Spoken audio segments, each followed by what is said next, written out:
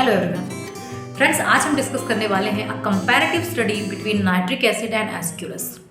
दोनों ही रेमेडी का आपने कहीं ना कहीं कभी ना कभी अपनी प्रिस्क्रिप्शन में यूज़ किया होगा और दोनों ही बहुत ही स्ट्राइकिंग रेमेडीज़ हैं for some peculiar pathological conditions.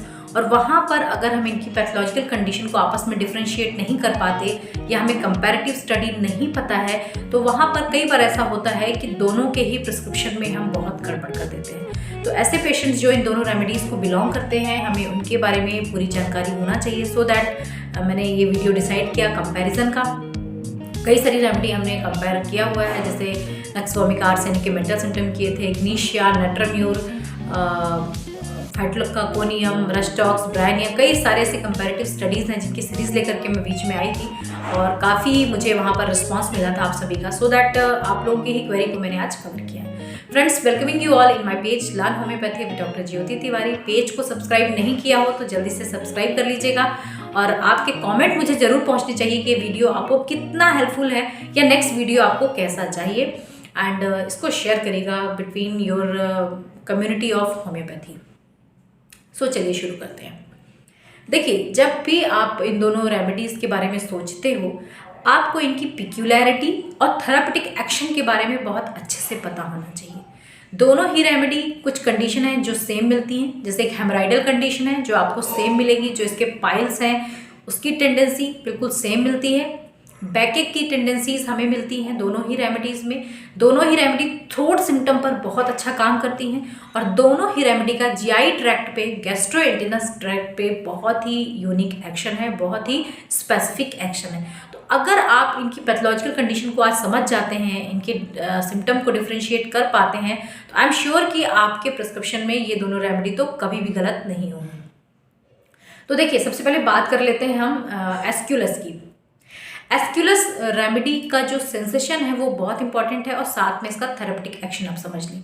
ये रेमेडी मेनली कहाँ पर एक्ट करती है? जीआई ट्रैक्ट पे, जैसा कि मैंने आपको बताया। तो पूरा एब्डोमेन कवर करेगी। एब्डोमेन में बनने वाला रिफ्लेक्स हो, एसिड हो, एसिडिटी हो, बर्निंग हो, उसको कवर करती है। या कॉलिक जो होते हैं, कई बार कोलोन के पास जो कॉलिक होते हैं उसको कवर करती है। साथ में ही जो रेक्टम के सिम्टम है, जहाँ पे या तो हेमोराइडल हो या रेक्टम में ड्राइनेस हो, फुलनेस हो, स्प्लिंटर क्लोज सेंसेशन हो, इस तरह का कुछ भी अगर मिलता है तो वहाँ पर हम एस्क्यूलस के थ्रू जाते हैं। बैकेक की बात करें तो मेनली जो सैक्रोइलियक पॉइंट होता है, ये पॉइंट होता है लोअर बैक रीजन। इस पे इन्फ्लामेशन, पेन एंड फुलनेस मिलती है और ये एसोसिएटेड होता है या तो ल्यूकोरिया के साथ, फीमेल है तो ल्यूकोरिया मिलेगा आपको, एंड साथ में हेमराइडल सिम्टम्स मिलते हैं। सो दैट अब इसके जो सिम्टम है वो हमारे लिए पढ़ना और समझना बहुत ज़रूरी हो जाता है। इसका जो सबसे इंपॉर्टेंट सिम्टम है वो आप समझ लें, थ्रू आउट द बॉडी के किसी भी पार्ट का सिम्टम हो, चाहे वो सिर का हो, हेडेक हो, या बॉडी एक्सट्रीमिटी के, एब्डोमेन के, रेक्टम के, लेग्स में कहीं भी हो, वहाँ पर आपको फुलनेस जरूर मिलेगा। फुलनेस इज वेरी कॉमन, है ना। फुलनेस सेंसेशन, इसका मतलब है भारीपन लगना, भारी भारीपन लगना, भरा भरापन लगना, ऐसा लगा कुछ भरा हुआ है। जिस तरह पाइप में जब पानी डाल देते हैं तो किस तरह से फूल जाती है ना, इस तरह से यहाँ पर फुलनेस एंड एंगॉर्जमेंट मिलती है। स्वेलिंग, फूलापन, वो आपको कहाँ कहाँ मिल सकती है? जो इसकी नसें हैं, नर्व्स हैं, दे आर एंगॉर्ज्ड।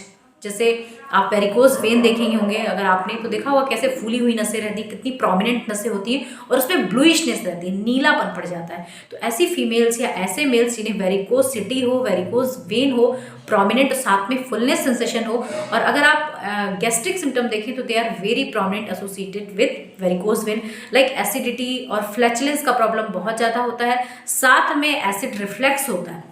एसिड रिफ्लेक्स का मतलब है कि जो एब्डोमिनल कंटेंट है वो पूरा माउथ में आने लग जाता है। कई बार ये तो फूड प्रोडक्ट भी आ जाते हैं, नॉट ओनली सलाइवेशन, सलाइवा या एसिड बस नहीं, साथ में कई बार फूड कंटेंट भी बाहर आते हैं। बार बार ऐसा लगता है रिफ्लेक्स हो रहा है, वो वापस आ रहा है, गले में कुछ वापस आ रहा है। साथ में burning sensation and fullness sensation is very very common. Throat में आप देखोगे तो यहाँ पर लैरेंजाइटिस मिलता है। कई बार जब आप टॉर्च से देखते हैं अपने पेशेंट को तो उसके टॉन्सिल्स बड़े हुए होते हैं और उसमें फुलनेस सेंसेशन रहता है। एंगॉज्ड वेन है तो वो प्रोमिनेंट कई बार हमें सुपरफिशियली ही दिख जाती हैं, अगर आप पाल्पेट कर पाते हैं तो ठीक है, नहीं अगर आप पेशेंट को राइट एंड लेफ्ट करके नेक को देखोगे तो एंगॉजमेंट मिलेगा आपको, है ना, वहाँ पे फूला हुआ मिलेगा। एंड साथ में पेशेंट को बर्निंग सेंसेशन मिलेगा। इस तरह के सिम्टम अगर मिलते हैं तो आप इस रेमेडी के थ्रू जाते हैं। बैकएक की अगर हम बात करें तो मैंने आपको बताया कि सैक्रोइलियक पॉइंट इसका सबसे सेंसिटिव पॉइंट है, और ऐसे पेशेंट जिनके दोनों ही साइड में जो सैक्रोइलियक रीजन है यहाँ पर इन्फ्लामेशन मिले, लोअर बैकएक पेन बना रहे, और ये पेन कब बढ़ जाता है जब पेशेंट ने कभी कोई झुक करके काम किया, स्टूपिंग पोजीशन जिसे हम झुकना बोलते हैं, या लॉन्ग वॉक कर ली, उस वजह से उनका ये पोजीशन का जो पेन है वो बढ़ जाता है और इतना सीवियर हो जाता है कि पेशेंट चल भी नहीं पाता। तो यहाँ पर आप देखोगे स्टूपिंग से एंड वॉकिंग से एग्रावेशन होता है, patient want to lie down, complete उसे रेस्ट से ही रिलीफ मिलता है। पेशेंट के साथ और सिम्टम क्या एसोसिएटेड रहेंगे, हेमोराइडल कंडीशन। अब जो हेमोराइड है उसमें आप देखोगे टेंडेंसी क्या मिलेगी, एक तो जो उसका मोशन है, कॉन्स्टिपेशन अगर आप देखोगे तो बहुत प्रोमिनेंट मिलेगा, जो मोशन होते हैं वो ड्राई होते हैं, हार्ड होते हैं, एंड साथ में पेशेंट को रेक्टम में बहुत ज़्यादा ड्राइनेस देखने मिल जाती है, बहुत सेंसेशन ऐसा लगेगा जैसा सूखा पिन है, और ऐसा लगेगा कई सारी स्मॉल स्टिक्स भरी हुई हैं, फुलनेस सेंसेशन है ना, ऐसा लगेगा कई सारी जैसे छोटी छोटी लकड़ियाँ होती है ना, उनके जो टुकड़े होते हैं, सब बंच ऑफ स्टिक्स ऐसा लगेगा कि भरा हुआ है, दिस इज एस्क्यूलस, राइट। तो अगर ये सिम्टम आपको मिलते हैं, साथ में अगर आप मेंटल कंडीशन देखना चाहें तो पेशेंट बहुत ज़्यादा डिस्पोंडेंट होता है, उदास होता है और इरिटेबल बहुत ज़्यादा होता है। तो आपको डिफ्रेंशिएट करना बहुत ज़रूरी हो जाता है नाइट्रिक एसिड से, क्योंकि ये भी बहुत एंजियस पर्सन है ना, एंजाइटी में रहता है, इरिटेबल पर्सन है, जैसे कि हमारा नक्सवोम है। अब हम आते हैं नक्सवोमिक नाइट्रिक एसिड की तरफ। नाइट्रिक एसिड के जो सिम्टम है, अभी आपने मेरा लास्ट वीडियो अगर देखा हो तो इसी रेमेडी पे था, वहाँ पर हमने फुल कॉन्स्टिट्यूशनल रेमेडी की तरह उसको डिस्कस किया। तो कुछ जो पिक्युलैरिटी है वो हम यहाँ पर डिस्कस कर लेते हैं। जिस तरह से आपने एस्क्यूलस में फुलनेस देखा हुआ है, नाइट्रिक एसिड में आपको splinter like pricking sticking sensation through out the drug मिलेगा। मतलब कि बॉडी के किसी भी पार्ट में, चाहे थ्रोट हो, चाहे हेडेक की बात हो, एब्डोमिनल सिम्टम हो, एक्सट्रीमिटी के सिम्टम, बॉडी की किसी भी पार्ट का, चाहे कोई अल्सर हो, किसी भी तरह का सिफ्लिटिक प्रॉब्लम हो, वहाँ पे ओवरग्रोथ हो, पेशेंट को ऐसा लगेगा कि कुछ अटका पड़ा है, स्प्लिंटर लाइक सेंसेशन, उसमें प्रिकिंग, कोई निडल चुभ हो रहा है, प्रिकिंग सेंसेशन, स्टिकिंग सेंसेशन, जैसे चुभाने जैसा होता है ना, इस तरह का सेंसेशन उसे लगता है। ये बहुत ही कॉमन है। इसके जितने भी सिम्टम रहेंगे उसके साथ अगर आप उसकी यूरिन का देखोगे तो यूरिन बहुत इंटेंस स्मेल रहती है, बहुत ज़्यादा स्मेलिंग रहेगी, और वहाँ पे हॉर्स यूरिन की तरह बहुत इंटेंसिफाइड एकदम अलग से डिफाइन हो जाएगी कि यूरिन में बहुत ज़्यादा स्मेल रहती है।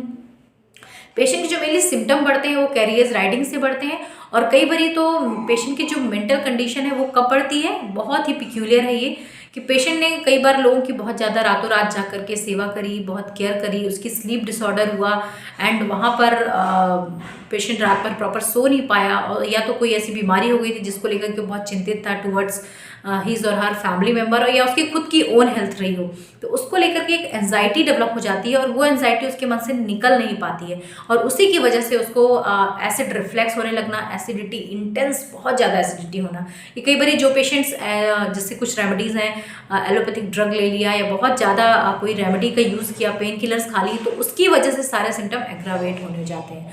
तो nitric acid is very sensitive also, बहुत सेंसिटिव पेशेंट है वो। अगर कोई मेडिसिन पेशेंट ने ले ली है, एलोपैथिक मेडिसिन कोई इस तरह की फॉर्म में, तो वो भी उसे एग्रावेट करती है, और साथ में पेशेंट सेंसिटिव है तो उसका जो मेंटल लेवल है, एंजाइटीज़ हैं फैमिली के टुवर्ड्स या उसकी हेल्थ को लेकर के, वो उसको एग्रावेट कर रही है। और वेदर के लिए भी बहुत सेंसिटिव होता है, चेंज ऑफ वेदर के लिए पेशेंट बहुत सेंसिटिव है। मतलब जैसे ही सडन कोल्ड वेदर आया, पेशेंट के सारे सिम्टम्स बढ़ने लग जाते हैं, and is very much sensitive for cold, always want to cover himself, बार बार उसे ठंडी ही लगती रहेगी, वो बार बार आपको बोलेगा डॉक्टर साहब मुझे बहुत सर्दी लगती है, मुझे अपनी बीमारी को लेकर के बहुत चिंता होती है, एंजाइटी होती है, और मेरी नींद प्रॉपर नहीं होती, मेरी नींद खुल जाती है रात में। व्हेन यू विल इंक्वायर तो पता चलेगा कि there is history of loss of sleeplessness है, या लॉस ऑफ स्लीप, इस तरह की चीज़ें मिले हैं। उसने अपनी फैमिली में हस्बैंड की, फादर मदर की, किसी की भी, वाइफ की बहुत केयर करी है, एंड ना उसके बाद उसका सारा जो कंप्लेन है वो बढ़ता जा रहा है। तो इस तरह की सिचुएशन अगर मिलती है तो हम नाइट्रिक एसिड के थ्रू जाएंगे। यहाँ पर एक बात और है कि कहीं के भी सिम्टम हो, चाहे वो थ्रोट के सिम्टम हो, वहाँ पर आपको स्टिकिंग प्रिकिंग सेंसेशन मिलेगा, स्प्लिंटर लाइक सेंसेशन मिलेगा। जो अल्सर होते हैं वो इतने ज़्यादा पेन होंगे जैसे किसी ने वहाँ पर सर्जरी कर दी हो, इस नेचर का पेन मिलता है। क्यों ऐसा? क्योंकि पेशेंट जो है सेंसिटिव है। कई बार आपने अपनी एक नॉर्मल जो हमारी लाइफ होती है उसमें कई सारे ऐसे ह्यूमन बींग भी होते हैं कि जरा सा पेन लगा और वो उसको टॉलरेट नहीं कर पाते, right. So we need to differentiate between the remedy. यहाँ पर कैसा पेन है, जैसे किसी ने ऑपरेट कर दिया होगा ना, इस तरह का पेन होता है, बहुत सेंसिटिव पेशेंट है। एस्क्यूरस में हमने क्या देखा था, कैसा पेन मिला था हमें वहां पर, नाइफ लाइक पेन, जैसे किसी ने काट दिया हो। तो we need to differentiate between the remedy. यहाँ पर ये सेंसिटिव है, छोटा सा भी दर्द अल्सर का या बॉयल का या किसी तरह की जो सिफिलिटिक एक्सक्रीशंस हुए हैं या ओवरग्रोथ हुई है उसमें उसे नॉर्मल पेन भी उसे बहुत हो रहा है। और यहाँ पर क्या होता है, एस्क्यूरस में नाइफ लाइक पेन, इस तरह का दर्द होता है। नाइट्रिक एसिड के साथ कुछ और फीचर्स हैं, जैसे उसका अगर आप मोशन देखोगे तो यहाँ पर आपको कॉन्स्टिपेशन से ज़्यादा डायरिया मिलता है। डायरिया की हिस्ट्री आपको मिल सकती है आपके पेशेंट के साथ, और पेशेंट को डायरिया में भी कई बार बहुत स्ट्रेनिंग लगानी पड़ती है और वहाँ पर स्मॉल क्वांटिटी में स्टूल पास होता है। तो इस तरह के पेशेंट जिनको एसिड बहुत ज़्यादा बन रहा हो, एंटीबायोटिक्स का बहुत नुकसान होता हो, या कोई ऐसी दवाइयाँ वो टॉलरेट नहीं कर पाता हो, सेंसिटिव बहुत ज़्यादा हो by nature, anxieties are there, and वहाँ पे कोल्डनेस या चिली पेशेंट मिल रहा हो, कोल्डनेस की सेंसिटिविटी ज़्यादा हो, तो आप इस रेमेडी के थ्रू जा सकते हैं। दोनों ही रेमेडी हेमोरॉइडल कंडीशन के लिए अच्छा काम करती है। इसकी जो हेमोरॉइडल कंडीशन है नाइट्रिक एसिड की, आप देख लो तो वहाँ पर आपको स्प्लिंटर सेंसेशन ही मिलेगा। जो बर्निंग है वो लॉन्ग हो सकती है, 2-2 घंटे तक बर्निंग कंटिन्यूसली इसमें बनी रहती है। इसमें एक और फीचर है जो क्रैक्स वाला, कि बॉडी का जो पार्ट है, चाहे वो ये टिप ऑफ फिंगर्स हो या सोल का जो पार्ट होता है, बॉडी के पार्ट में या लोअर लिम्ब में कई बार क्रैक्स मिलते हैं, कटी फटी स्किन बहुत ज़्यादा रहती है, क्योंकि म्यूकस मेम्ब्रेन और स्किन का जो जॉइंट है वहाँ पर इसका एक्शन बहुत होता है। जैसे आप ये देख रहे होंगे, यहाँ पर कई बार पेशेंट के लिप्स बहुत क्रैक होते हैं, या कई बार जो कॉर्नी ये जो पार्ट है लेंथस जिसे बोलते हैं, यहाँ पर कई बार पेशेंट को क्रैक्स आ जाते हैं, या फिर स्किन में कहीं भी वॉट होने लग जाते हैं ना, छोटे छोटे वॉट जो होते हैं, पेडिकुलेटेड वॉट जिसे हम बोलते हैं। इस तरह का अगर कोई पेशेंट आपको मिलता है तो आप नाइट्रिक एसिड के थ्रू जा सकते हैं, और ये रेमेडी बहुत ही यूनिक एक्शन है इसका। Yes, tongue is also very very specific. कई बार तो मैंने टंग को लेकर भी काम किया नाइट्रिक एसिड के साथ। टंग कैसी होती है, फिशर्ड। जो फिशर्ड वर्ड मैंने यूज़ किया ये आपको कहीं भी मिलेगा। फिशर आपको रेक्टम में भी मिल सकता है, फिशर उसकी बॉडी के किसी भी पार्ट में मिल सकता है, और जो टंग है वो फिशर्ड है। इसका क्या मतलब है, जब आप टंग देखोगे तो कई तरह से कई पार्ट में किसी भी तरह से पूरी क्रैक्ड रहेगी, है ना, पूरी कटी फटी टंग रहेगी, बिल्कुल भी साफ टंग नहीं रहेगी, पूरी कटी हुई फ्लैबी टंग दिखेगी जब पेशेंट बाहर निकालेगा, फिशर्स लाइक दिखेगा पूरा। उसके साइड साइड में आप देखोगे जैसे फिशुला या फिशर बनते हैं ना, उस तरह की टेंडेंसीज आपको नाइट्रिक एसिड में मिलेगी। तो यहाँ पर ड्राइनेस भी मिलेगी, स्किन क्रैक मिलेंगे, स्प्लिंटर लाइक प्रिकिंग सेंसेशन मिलेगा, साथ में जो उसकी टंग है वो फिशर्ड लाइक टंग है, उसके स्मॉल बॉयल छोटा सा भी इंजुरी सपुरेशन हो जाता है, मतलब इसमें पस फॉर्मेशन हो जाता है और बहुत ही ज़्यादा पेनफुल होता है। Patient is very much sensitive for cold, chilly patient है, मेंटल लेवल पे भी बहुत सेंसिटिव है, इरिटेबल पेशेंट है, साथ में उसे एंजाइटी बहुत होती है। कई सारी कंप्लेन में कैरियर्स राइडिंग में उसे एग्रावेशन होते हैं।